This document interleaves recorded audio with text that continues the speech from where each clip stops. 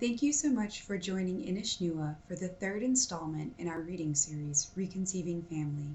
We hope you enjoy No Kids by George Mann and Near Paldi. And join us on Sunday at 2 p.m. for a tea time talkback with the actors, director, dramaturg, and playwrights. Enjoy! So, you don't want to do this? I don't know. Do you?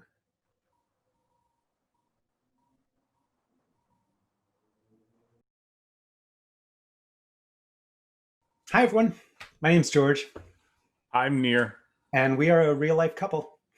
When we met 13 years ago, it was a massive, massive hall in Paris. It was a Christmas party.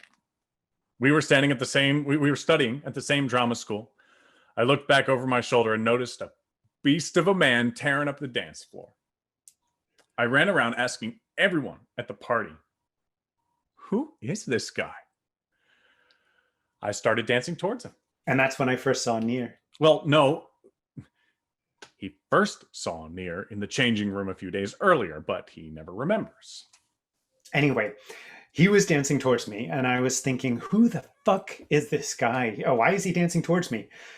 I started trying to dance away, but later that evening, a friend introduced us, and we had this amazing conversation. And I thought, who is this guy?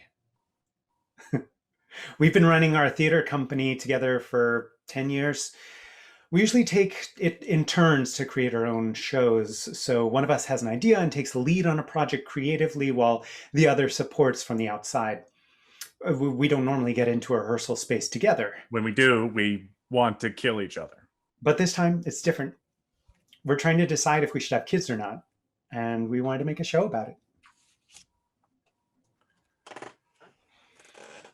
So, how do we start?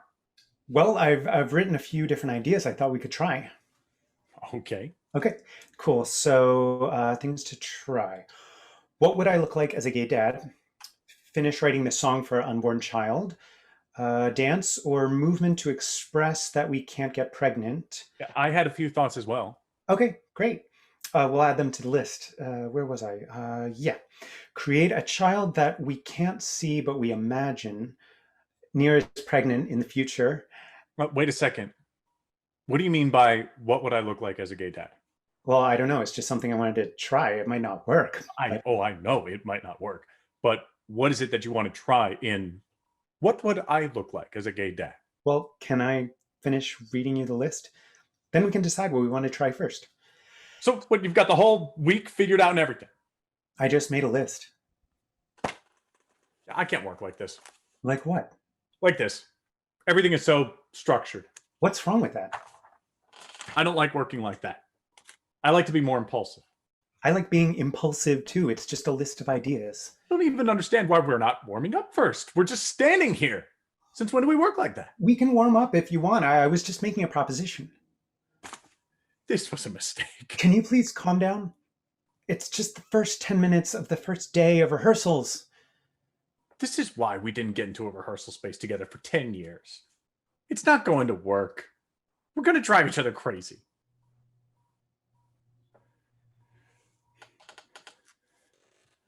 Look, I think one of us needs to lead this. Wasn't the idea that we do this one together? It was the idea, but it's not going to work. I'm going to lead this. What? You specifically said that you think we should write it together. We can write it together, but I'll direct and I'll plan the rehearsals and speak to the designers. What are you talking about? Well, it's obvious to me that we need one leader, and you are not stepping up. I turned down a big project based on the ideas that we would do this one together.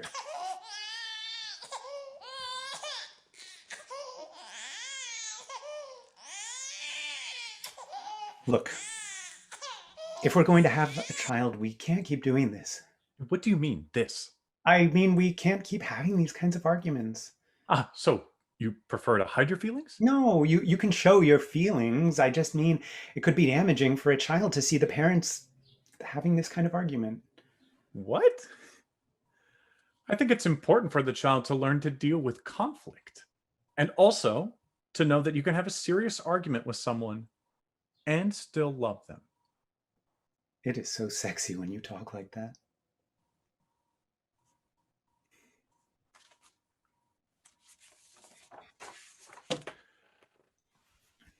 One night we have amazing sex. The best. The next morning, something feels different. And you keep talking about it, about this feeling in your tummy for weeks. So we go to the doctor. The expression on her face is priceless.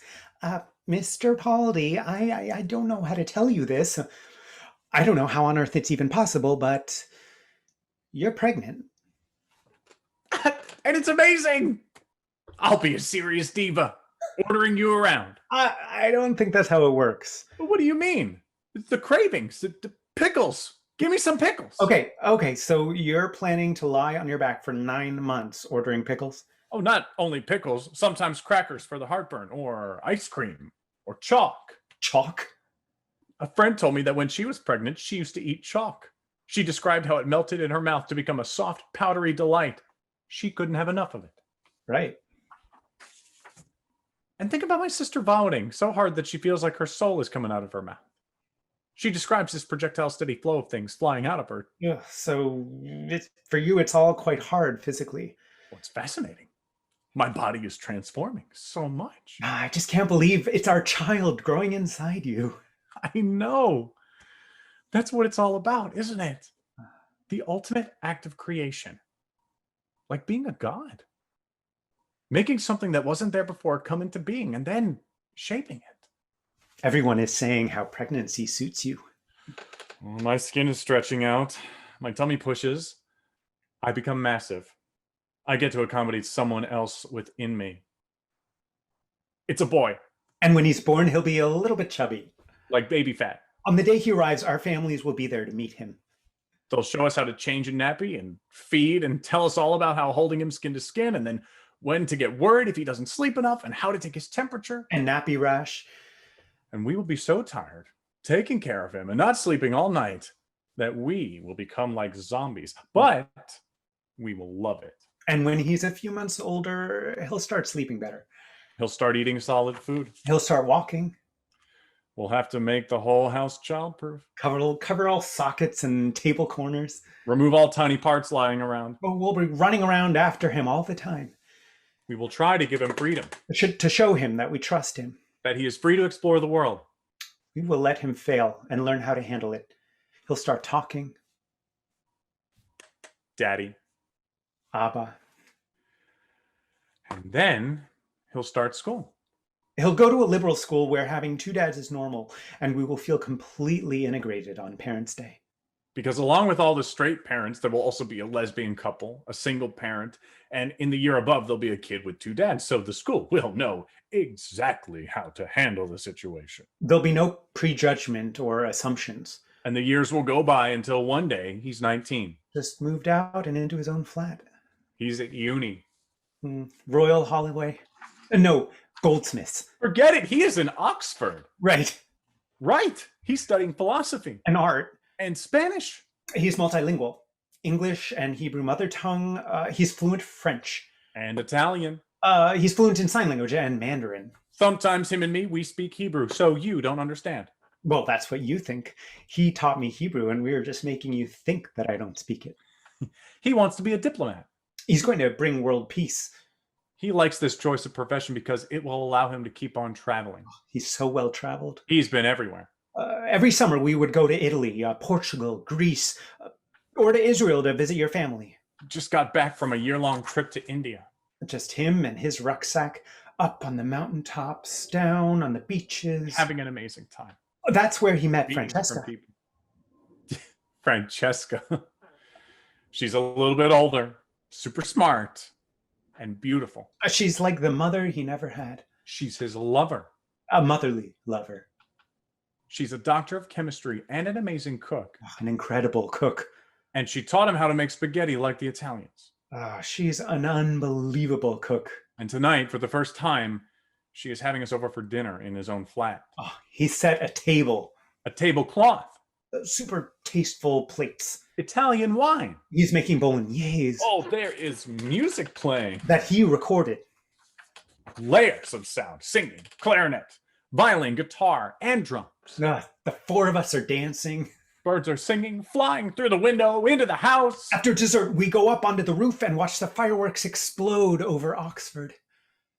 And we cry because we have a family and it's beautiful. And we are all so happy. Near? Near? What? Can you come already? We have this Skype with the professor. What? I thought that was next week. No, it's not next week, it's now. But I haven't had time to read all the material she sent over. It's okay, I did. Can you please sit down? Can you please calm down? I am calm. Hi, Stephanie. Hi, guys. Thank you so much for doing this. That's okay. Your project sounds interesting. How can I help? Well, Near and I are making a show about whether we should have kids or not, and we wanted to speak with you about your research, specifically about the impact of childbirth on the environment. Right. Well, shall we get straight to the point? That would be great. Well, the rate at which we are reproducing is destroying the environment. You can be the most environmentally conscious person, ride bikes, recycle, never use a plastic bag. All these little steps we take, they do have a small impact. We're looking at a saving of between 1 to 3 tons of carbon throughout a lifespan. But the truth is, the only thing that the average human being can do to significantly reduce the carbon footprint is to choose to not have a child. By not having a child, you're looking at a saving of 58 tons of carbon. It's clear what she's saying. You want to help the environment, don't create another person. No, she's saying have one less child than what you planned. Yeah, we were thinking of having just one, so -1, that's 0 children. Yeah, what's wrong with that? I thought we were considering kids or no kids, but you seem to have already made your decision. Okay, look, I think it would make a lot of sense to go straight from this scene into the adoption recruiter scene. And from there, we can go... Wait, I'm not ready to start the adoption thing yet. I still have this fantasy about a mini George, and I want to look at other options. Also, how can I be sure that I'll feel anything towards this person that we adopt? You will. It's complex, but you do develop love. Think about when you first met Henry. You didn't need to develop love. It was just there instantly because he's your brother's son. You should have seen those two. They got along like a house on fire. Okay, wait. I love Henry. You don't need to convince me, but if we could have sex and get pregnant, that would be great, but we can't. Yes, but we can find a surrogate. It's not the same. What do you think she'll be like? I don't know. Tall. What would she do for a living? I don't know. A yoga teacher. She used to be a dancer, but then she broke her knee, so yoga is another way of using her body. And that's why she wants to be a surrogate. So, like the two of us and her as a third parent? Well, she could also be like a close auntie. We'll go see her at her flat by the beach. And I'll ask her, why do you want to be a surrogate? And she'll say, parenting is the most meaningful thing I have ever experienced. Motherhood fills me with joy every day. When I imagine not being able to have a child, it makes me feel profound sadness. So the fact that I can help another couple achieve that is just brilliant. Why do you want to be parents? I'm not sure I do. When I imagine having a child with George, it makes me so happy. It would be nice to have a tribe of our own. And also, I think that we can be good parents. Would you want to stay part of the child's life? Well, I'd love to. Or maybe see them once in a while. And do you think you'll be able to let go of the child after you've given birth? Well, I'm hoping to work with a couple that would want to use an egg donor, so it's not actually my eggs. Hopefully, this way, it will be easier to let go after birth. And do you think it's okay for you to just give birth and then hand the baby over because you want to do something good for a broody gay couple? What? You want to talk morals? Well, the three of us decide to bring a child into the world this way. The baby grows inside your body, and then after you give birth, it's snatched away to live with us. The child didn't choose that. The child never chooses anything anyway. And also, you might want to calm down with the snatching. There'll be no snatching. I'll just give it to you. Well, maybe not you. But don't you see the similarities between being a surrogate mother and a prostitute? Why would you ever ask her that? Okay, I wouldn't actually ask her that, but it does need to be asked. In prostitution, you pay to have sex with someone. There's no sex involved. Here you're paying someone to use their body. Yes, to create new life, not for sexual satisfaction. Right, and what happens if during the pregnancy we discover that the child has a serious genetic disorder? The surrogate wants to have an abortion and we don't, or vice versa. Is this a good way to start a life? We will discuss and agree all this with the person in advance. We'll only do it with someone that we trust, that wants the same thing we do. You do know that in the UK, surrogacy agreements have no legal standing.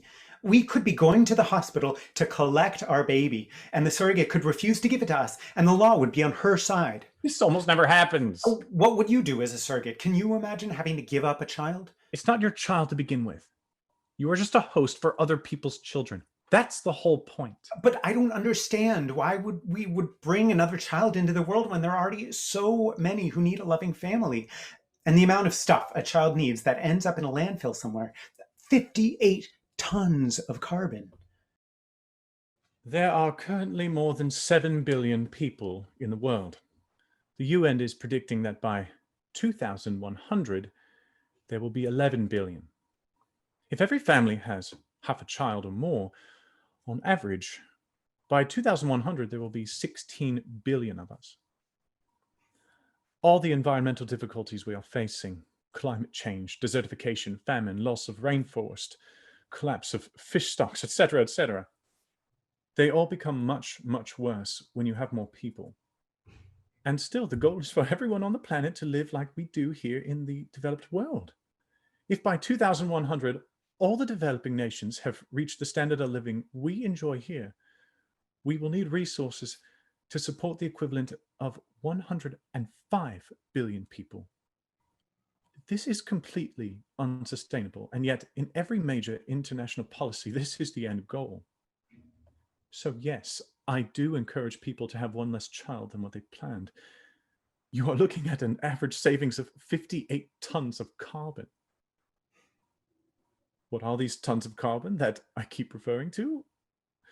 I have here with me one of those lists that you find online that tells you everything you need for the first few months of your newborn's life.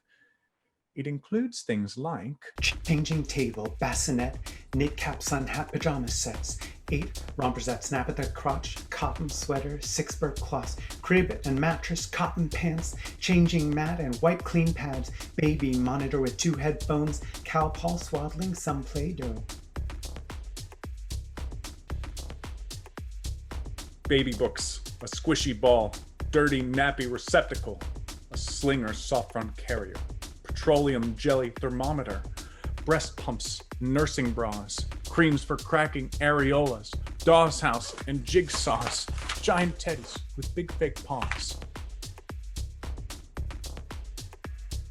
Arts and crafts and games and toys, pop-up books for girls and boys, the hungry caterpillar, one play mat, a padded floor, a cuddly cat, pots, paints, alphabet blocks, a tricycle, a horse that rocks, nappy bags, sterilizers, plenty of reusable diapers.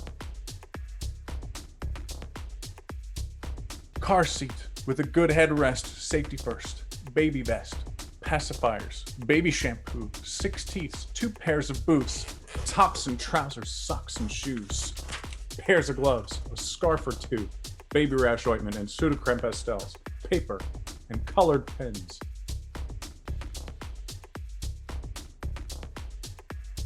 Eight baby hangers, 2 t-shirts, rattles, dummies, zip-up sweatshirt, 3 hooded towels, baby body wash, baby nail clipper, comb and brush, mild soap, for laundry, nursing pillow, bouncy seat, portable playpen, thermos flask, insulated bottle holder, mattress pads.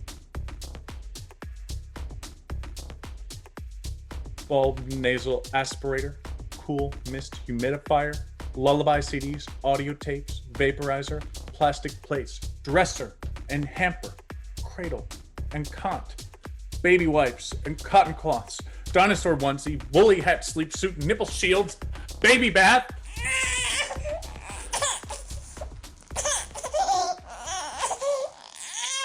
I go grab the red pram and take our crying baby for a walk. It's a dream. I join them on this walk. I play peekaboo with our child. The crying stops, and then you make us laugh. I turn around and I hear someone. They're calling us names. I stand in front of the pram and I shout back at the abusers. I remain with our baby, standing by him protectively. You asked me to. Leave it. It's not worth it. We try to walk away and ignore the taunts that follow us. But we stop and turn once more to the abusers. We're being attacked. It's a nightmare. We run away with the pram in fear of our lives. I stop and Okay, I'm ready for you now, if you'd like to come over. Do you want a cup of tea or coffee? No, thank you. We are fine. So what is it that you want to know? The basics, really. Well, you need to have a very good support network. Yeah, I've heard this before. What does it refer to exactly? Well, friends. Friends you can call in the middle of the night when you feel you're going to go absolutely insane, that will come over and stay with your kids so that you can go out, have a cup of coffee and a breather. Your company, is it for adults or children? We mainly make shows for adults. Right. And do you have any experience with kids? I have a niece, and George, he's got a nephew and a niece. Well, you need to start building up your experience with special kids. Those with autism, special needs, behavioral problems. You can volunteer to build up your experience. Don't think you're going to get this perfect little baby and start a normal family. That's not how it works. For a child to be removed from their biological parents, there needs to be something very, very, very wrong with them. Where are you from? I'm Israeli. Ah. And you? Well, my dad was in the army, so we moved a lot, but I'm from Liverpool. What race would you like the child to be? If, for example, you got a mixed race child, or do you have a preference? What is your religion? I'm not religious. Well, I was brought up Catholic, and Nir was brought up Jewish. Well, there you go. What a lot of parents specify is that they want their child to be given to parents from a certain religion. So there's an understanding of the heritage. You see, you need to sell yourselves. How many children do you want? Is it a group of siblings? Just one? Oh, we're not sure, really. Has anybody spoken to you about the assessment process yet? No? It's a tough process. It's much quicker nowadays. Within 6 months, you might end up in front of a panel. Wow, what does that involve? Well, there are 2 stages. In stage 1, you'll have a 3 to 4 hour meeting with a social worker in your home. They will try to prepare you for what's to come. There will also be a lot of personal questions. In stage 2, we'll ask you to take 2 weeks and write down your entire life story. Meanwhile, we'll start looking at the children we have on file to see if there's suitable profiles for you. Do you mean whether or not we'll be able to parent a child with a disability? For example, but also some of the children have come from very violent backgrounds or may have experienced severe sexual abuse, so we'll need to check what you can deal with. The social worker will then arrange a further 6 to 8 4-hour meetings with both of you. In each of these meetings, you'll be asked about every aspect of your life and upbringing. I'll be honest, it gets very intrusive. You'll be asked to reveal everything. What's your relationship with your parents? Do you have any siblings? Do you get on with your siblings? Have you experienced any domestic violence? Any physical or sexual abuse? How were your school days? Did you get on with the other kids? Were you bullied? Did your parents divorce? Did you lose a parent at a young age? How many children do you want? Do you want a boy or a girl? Where are you from? What is your religion? Essentially, what we want to know is what traumas you have experienced to gauge how you coped with them and how you could use them to help you as a parent.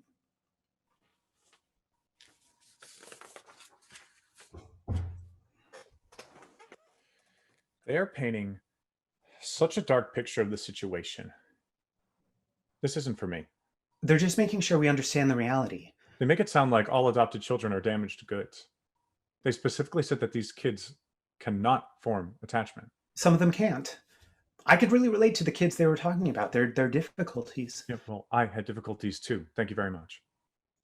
But they said these kids could be violent, that we could end up with a bully in our own home. We can give them a home. Imagine a 7-year-old that had a crazy hard life, who arrives here one day screaming and shouting, and we have to work really hard for years to make him feel better, and then he does. How amazing would that be for everyone involved? But it's like being a full-time career. It is, but we'll take time off work. Right. Think about the moment when we show him his new room. We'll make it really nice for him, but let him know that it is your room now, and you can do whatever you want with it. I'll leave the room to go and make some lunch, but as soon as I step out of the door, he starts crying. I mean, really sobbing. And I remember how the social worker told us about his mother who casually left the room when he was 4 years old and never came back. But little by little, he gets better. He starts enjoying going to school. He's less rude to the teachers. And sometimes he even brings a friend or two home. He's happy. And the years go by until one day he's 13. Yes. After school, he comes home and runs straight to his bedroom. Later, when we're having dinner, he barely speaks. We ask him questions, and he answers with a short yes or no. Before we fall asleep, I mention it's unusual. The next morning, he doesn't want breakfast. Instead, he just leaves, slamming the door behind him. I text him asking if he's okay. He replies, yes. I'm not convinced. Something is up. Something is up, all right. That evening, as he rushes up to his room, I stop him and ask, do you want to cook dinner with me? He says that he can't. He needs to get on with schoolwork. As he runs up the stairs, we look at one another. This isn't like him. Days go by and things are getting worse. He says he's feeling ill and doesn't want to go to school, but we can see that he's not really ill. Later, we have an argument. He should just stay at home when he wants to. He needs boundaries, even if it's hard for him. I knock on his bedroom door and I say I want to talk. He says he doesn't want to and he asks me to go away. The next day I try. He tells me to go away, but I insist. I say, look, me and your father have noticed that you don't seem very happy. So you're watching me? We care about you. Well, if you care about me, then back off. What? Back off. No. I'm not leaving this bedroom until you tell us exactly what's going on with you. I told you already, nothing is going on. We love this challenge. We can see his pain. He will not suffer like we did. We play the long game, not too much pressure. It's okay. We understand. We love you. We just want you to know that if there's ever anything going on, you can talk to us. And then later that evening, as we get into bed, there's a knock on the door. Dad? Abba? Yes? He comes in, sits on the end of the bed, and he tells us everything. He says it's a group of kids that is making his life a living hell. Because he's got 2 fathers. We listen very carefully. We actively listen. Yes, we repeat everything he says to show him that we heard. I can completely understand why you'd get so upset. Well, yeah, I used to get bullied at school. I think it's very brave of you to come and speak to us. Remember that now. This is our problem, not only yours. No! We are going to fix this. No, I don't want you to do anything. What? We can't let this continue. No, I don't want you to do anything. I can manage it by myself. What's wrong with us helping you? But you'll only make it worse. Promise me you won't do anything. I will never forgive you if you do. We promise. The next morning, first thing, we called the head teacher. She's alarmed. She says, I'm so sorry to hear that, but please come in straight away. As we arrive, the secretary greets us with 2 cups of hot coffee and says, Mrs. Longbottom will see you now.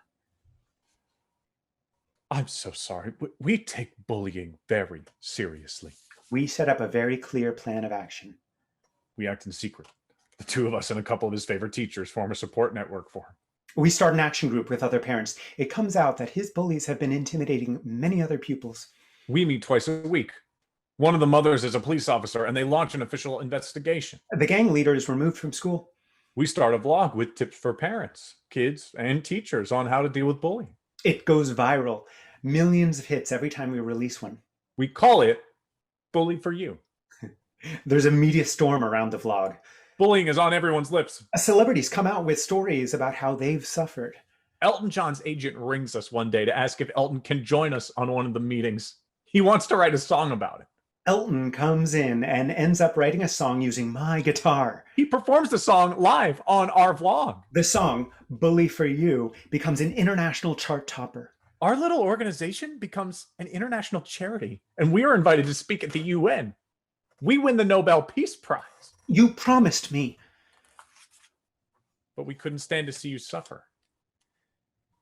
But now you've gone and you've made it worse. Why didn't you listen? We always listen, but we thought this was the best way to help. Yeah, but what about what I think? You don't give a shit about me. That is not true. Don't touch me.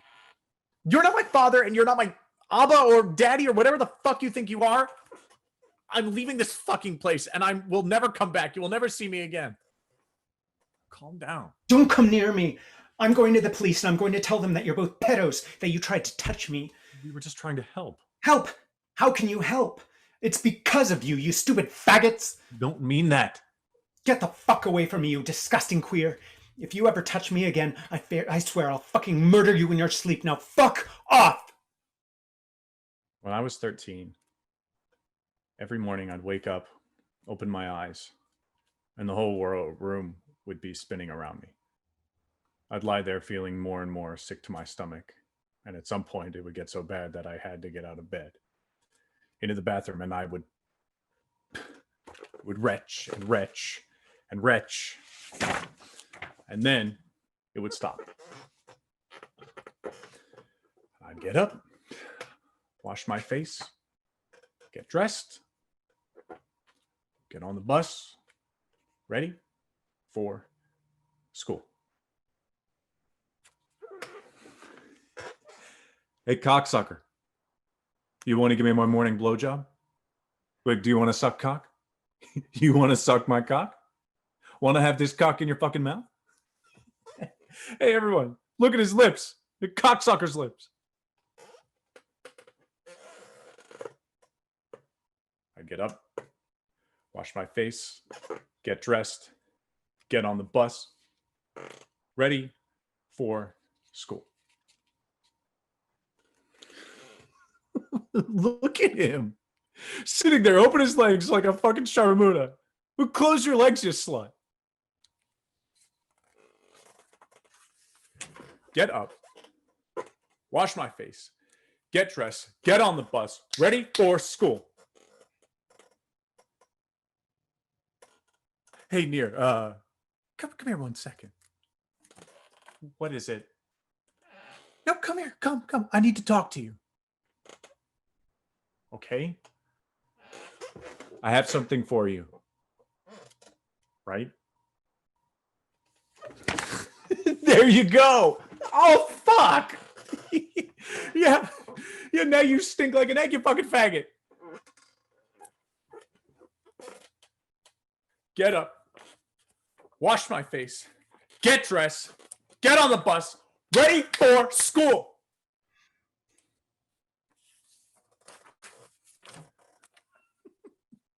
Stinky faggot.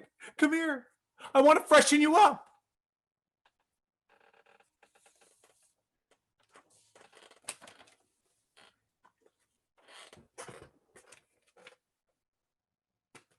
Fuck. I can't believe I was like that. So moldable. Or malleable. Yeah, malleable. These boys would push and shove me around, and I wouldn't do anything. No resistance. Yeah, it's like you don't value yourself. Thanks for the psychological analysis, Freud. I was talking about the physical aspect of it, like I'm made of plasticine, like I have no spine. Well, it went on like this for months. They ran tons of medical tests, but everything was fine. I'm surprised that nobody thought it might have something to do with my mental state. But did you ever tell your parents? I couldn't tell my parents that people saw the gayness in me. Because if I told them, it would be like coming out to them, and I wasn't ready. Fuck, George. I can't do this. You're looking at it the wrong way. The fact that you have gone through this will make you a better adopter. I don't want to go through this again in my own home. What if we have a kid and it's a girl? What's the problem? I'm not saying it's a problem. Just don't you think there'll be times when the child needs a mother? I think a child needs love. Sure, but what about vaginas? Vaginas? Yeah. I mean, I don't even know how you pee with a vagina. Is this your vagina fear again? I don't have vagina fear. Oh, yes, you do. I don't. Just. Okay, maybe I do. I think I'm just scared about having a daughter with all these questions I can't answer about periods and sex and boobs. Why do you have to answer everything? We have so many female friends. You can ask your mom, or she could, or my mom, or they'd be grandmas. They'd be happy to help. I just can't imagine not having a mom. Maybe try harder. Very funny. Look, I think it's all about the kind of relationship you form with your child. You don't have to be a mom to do that. I think it's also about the kind of relationship that parents have with each other.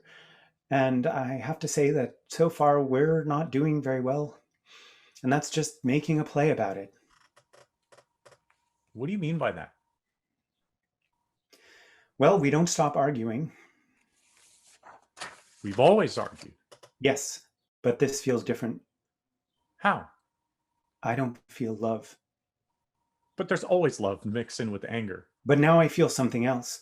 Everything you do aggravates me. Everything you do drives me fucking crazy. But we're stuck together because of this fucking... But we don't hug anymore. Toes no longer interlink under the bed sheets. We don't kiss. I used to love gently touching your ear. We don't have sex. Too knackered. We can't even talk. Without exploding into a slanging match. Stupid things. Just an excuse to shout at each other. Arguments used to be about saying what we hadn't been able to say. Now it's just bullshit. Dad, what's going on between you and Abba? Look, it's nothing, sweetheart. We just had a disagreement. But you're always having disagreements. Isn't it your bedtime? Can you drive him to school? It's his birthday today, not tomorrow. But his play opening is tonight. It's parents' night. I knew you'd forget. You keep letting him down. He's going to be so hurt. Fine. Fine. I'll cook him dinner. Fine. I'll tell him to do his homework. Fine. I'll take him to a drama club. Fine. I'll confiscate his smartphone. Fine. Fine. I'll start sleeping in the guest room on the pull-out bed.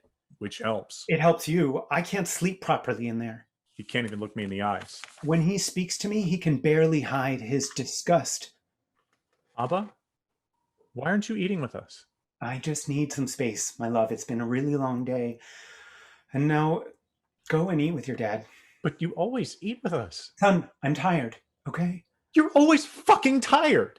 Don't you dare swear at me. Why are you in here? It's my room, too. It was your room. Oh, for fuck's sake. I left my antihistamines in the bedside drawer. He's always drunk. He's always out. You can't just leave me with him all night and disappear. It's not fair. I was in every night last week. You're always on your phone. You're always texting someone. You're fucking someone else. George, this isn't working for me. Why?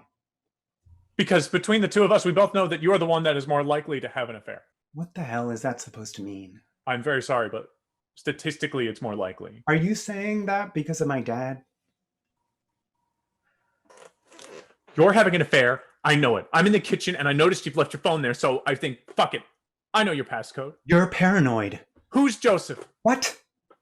I said, who is Joseph? Mind your own fucking business. Wait, have you been looking at my phone? Stop bullshitting. Give me my phone. Why won't you tell me? I said, give me my... Stop fucking me around. Dad? Abba? Not now, son. This solid unit, this family that felt like it was so permanent suddenly unravels, and... Dad? Where have you been? I had to go away for work. Tell him. Nir, please. Enough of the lies already. Tell him the truth. Look, son, there's no easy way to say this, but I don't love your dad anymore. What do you mean? Well, it's complicated. He means he's met someone else. And he's fucking off. Nir! It's not like that, son. It's exactly like that. Will you please stop? Get out! Get out! Get out! He gets depressed. His grades start failing at school. He hates us. He loves us. He pleads with us to get back together, but we can't. What do you mean by... What do you mean we can't? We can, but why the hell would I? You cheated. Sure, but by saying we can't, it shows that they are considering their son. They wish they could, but they can't. Yeah. All the happy families where the parents stay together for the children. I'm not advocating. I'm just saying it's perfectly valid for the characters to feel this way. I'm filing for a divorce. I want my son to live with me. That's nice. It's not going to happen. I file for custody. I move without telling you. I find your house and I come banging at the door. But leave us alone, you drunk! Dad, please. No. No, you need to hear the truth about your father. But He's lying to you. He's not a liar. He's manipulating you. Manipulating you. He's not. I know what I think. You are too young to understand. Stop it. That fucking bastard said, what about me? Stop it. We have to go to court because that lying little... Dad, stop it.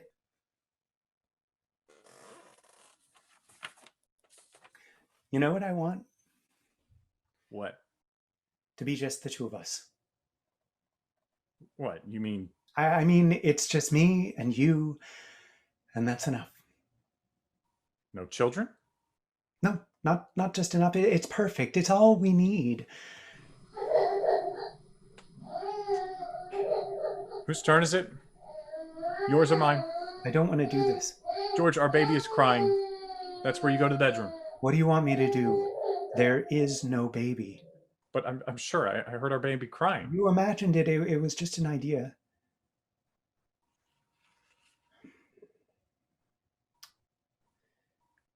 The silence. George? Yeah. He's awake. Who is? It was just a dream, sweetheart. Go back to bed. It was so real.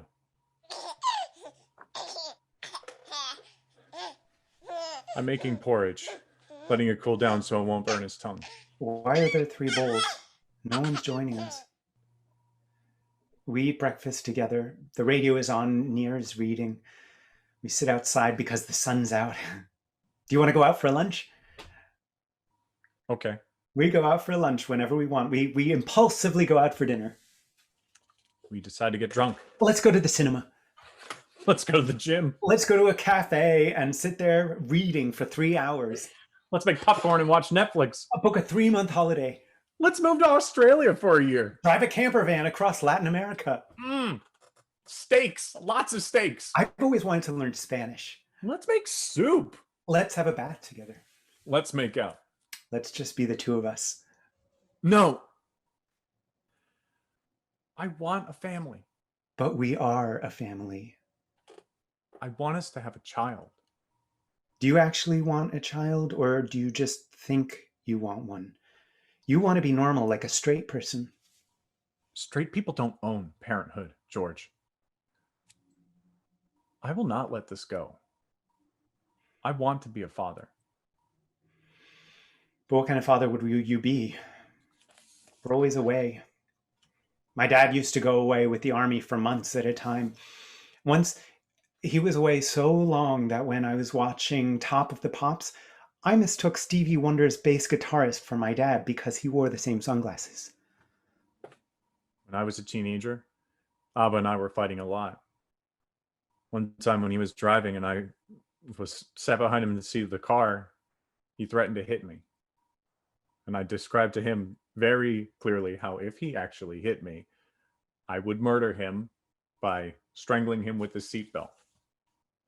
When I was 5, Dad took me climbing up into the mountains of Snowdonia. We got to a wide crevice in the rock. It was a big jump and a long, long way down. Dad just leapt over the crevice, turned around and shouted, "Come on, jump! Don't be a weed, you weakling. Jump!" I peed my pants. Abba remembers his father hitting him as a child. Once his father got so angry that he punched the fridge so hard it left a dent in it forever. After my dad was diagnosed with terminal cancer, lung cancer, he softened a bit. He started telling me about his dad, my granddad, about how he would lock him in a cupboard and whip him and beat him, which is why he left home to join the army at the age of 16. When Abba was in the Israeli army, he drove a tank. And the tank got hit by a missile. He got out of the tank and saw 2 paramedics running towards him, his face covered in blood, and he shouted at them, "Why are you looking at me like that?" Dad told me about his time fighting in the Troubles in Northern Ireland, about how once he found a fellow soldier who'd had his arms and legs cut off and his penis put in his mouth. Abba always hated noise. Loud noise disgusted him. We used to share books. We'd go on long walks discussing what we'd read, talking about the stars, the universe. My dad is the most unusual person I know. He has a whole language that he uses, just random words that he made up or appropriated, and he made it into a way that he can say certain things around in our family. I remember realizing Dad was so scared to die. When he passed away in the hospital, I was holding his hand. It was burning hot. I saw the life leave his eyes. It was beautiful. It's been 7 years, and I still can't bring myself to delete his phone number. Sometimes I hope he's going to call me one day from another universe.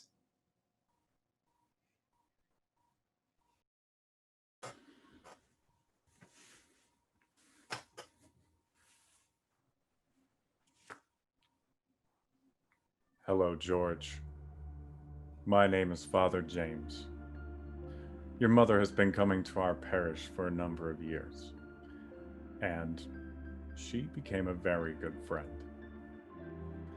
Now, she explained to me that you are going through a few difficulties. So I offered to come over for a cup of tea and a chat. I want to tell you that those emotions you are feeling are completely natural. I used to have those feelings too. But look at me now. I'm a normal man, and I live a completely normal life.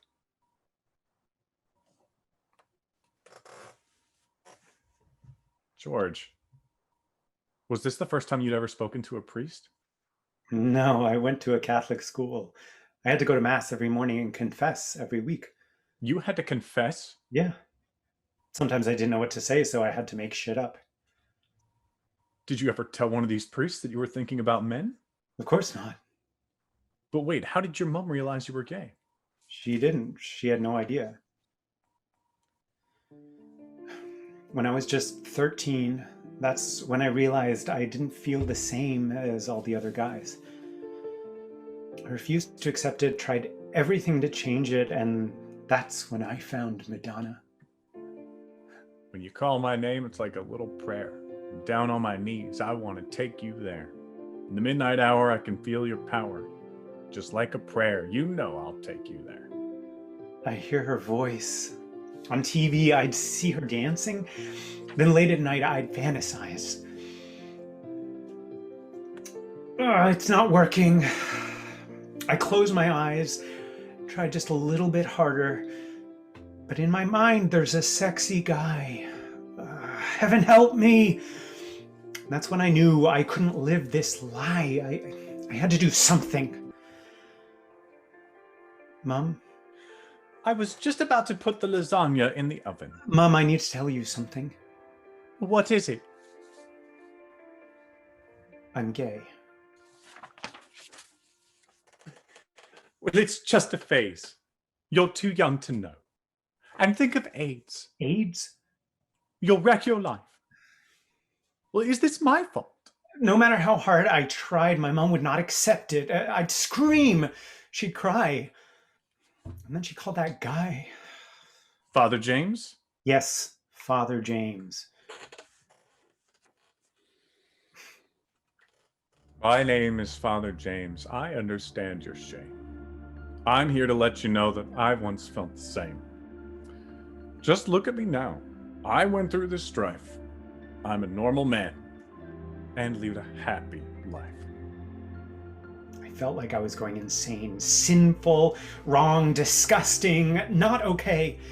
He kept sending me sunflower postcards. Dear George, I'm always here for you. If you ever... And I was like, fuck off. George, you're not pushing me hard enough. What? But I pushed so hard. Listen, you're not hitting the emotion in this scene. What do you mean? I'm being so emotional. No, you need to connect with it properly. Otherwise, it's just another fucking coming out story. And who needs one of those? Look, I know I agreed to do this, to go through this process with you, and I want to. I really do. But at the same time, another part of me doesn't. When I think about how many years it took me to come to terms, not just with being gay, but which at the time meant being different to everyone around me, not accepted, not normal, sinful, wrong, disgusting, hated, worthy of abuse, but to come to terms with the fact that I couldn't have children, that I wouldn't be able to give my mom and dad grandchildren, and now opening it all up again, because now it's legal. Now the law says it's okay. But is it really okay?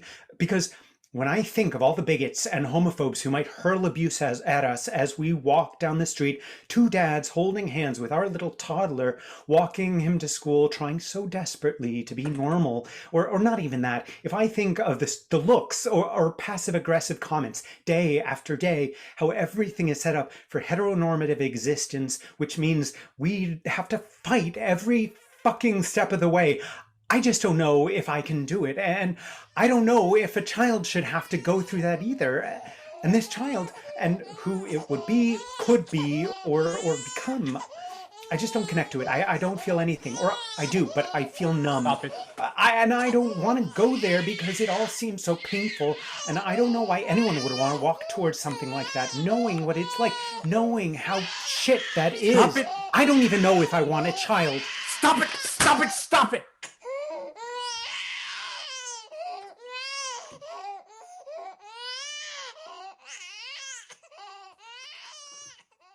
And we cry because we have a family, and it's beautiful, and we are all so happy. But suddenly I hear him shouting. Who's shouting? Our son. Still on the roof? Yes. He's so angry he looks like he's going to explode. But who's he shouting at? Us? No. At Francesca. You stupid idiot! You spilled the fucking red wine all over me! Please don't talk to me like that. It's just wine. I will get it off, no problem. Will you? Will you, you bitch? He grabs Francesca and shoves her body, half her body, off the edge of the roof. What the hell are you doing? She deserves to die! You grab him and pull him away from her. Stop it. Stop it now. Exactly. You try to stop him, but he escapes and drags her by the hair into the house, locking the door behind him. From inside, we hear her screaming. When we finally manage to get inside, we see Francesca crying, leaning against a wall. Her makeup is all messed up. She looks like a destroyed, beautiful, strong animal. Why? Why are you doing this? Yes. We are in complete shock. Who is this person? This is our son? this pig. But I don't understand why she'd still be with him if he's such an asshole. Because she loves him so much. We love him so much. She tells us that it started in India. He'd get angry with her and explode. She once ended up in a hospital. He always apologizes. He tells her he's like that because he never had a mother. Okay, you made your point. Of course, this could happen, but you're being so negative. Of course, I'm negative. I'm always negative. Or worried. Or anxious. I can see myself spending night after night after night in bed trying to sleep, but instead, I look away and he climbs on the window ledge and drops all the way down. Or I look away and a pot of boiling water that he reached for from below the stove, it spills all over him, and he can't walk. He can't breathe properly. He's disfigured. I look away and the little fridge magnet is gone. I look behind me and he's suffocating. I do Heimlich and break his ribs.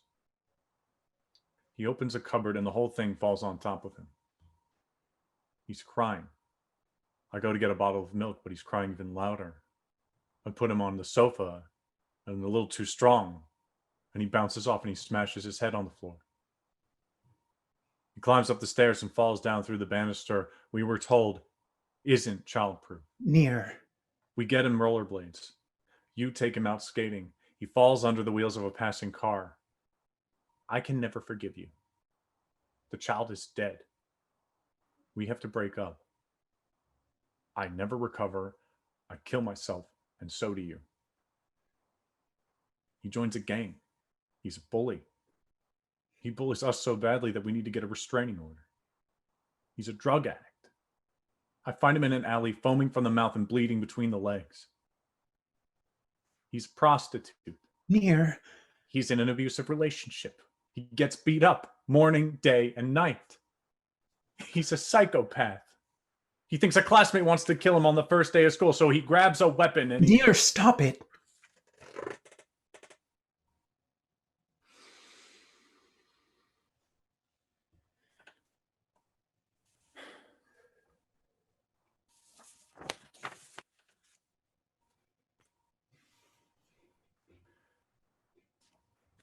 So, you don't want to do this? I don't know. Do you? Everything is against it. It's bad for the environment. It's bad for mental health. It's bad for finance. It's bad for career. It's bad for freedom. Oh, there'll be no freedom. All revolving around someone else, another human being. A human being. Someone like Hitler. Hitler? Just for the sake of discussion, it could be Hitler number 2. I wonder if you'd see Hitler-like tendencies from early on. Well, at the age of 3, he'll put the head of a pet rabbit in a bike chain and he'll cycle away just to see what happens. He'll come back home covered in blood and smiling with delight. For example. Do you think I'll be able to walk around the house naked? I don't think so. Well, Japanese families take naked baths together until the children are like 12. Yeah, but we're not Japanese. Sometimes when I imagine it, it feels like having a constant guest staying with us that never goes away. A guest? You know how we have our own rhythm together, and then when there's someone else there, you have to adjust everything. When you go out, when you have sex, when you eat, what you talk about, And who you talk about. It's the neediest guest in the world. You have to give them attention all the time. And if you forget to give them attention or feed them or make sure they don't die, you go to jail. And if you fuck something up, you feel guilty for the rest of your life. And how can you not fuck something up? So basically, you're choosing a guilt-filled lifelong torture. Why have we ever considered this as an option? It was you. Ah, yeah. You didn't shut up about it since we met. Well, look at yourself. You're so cute.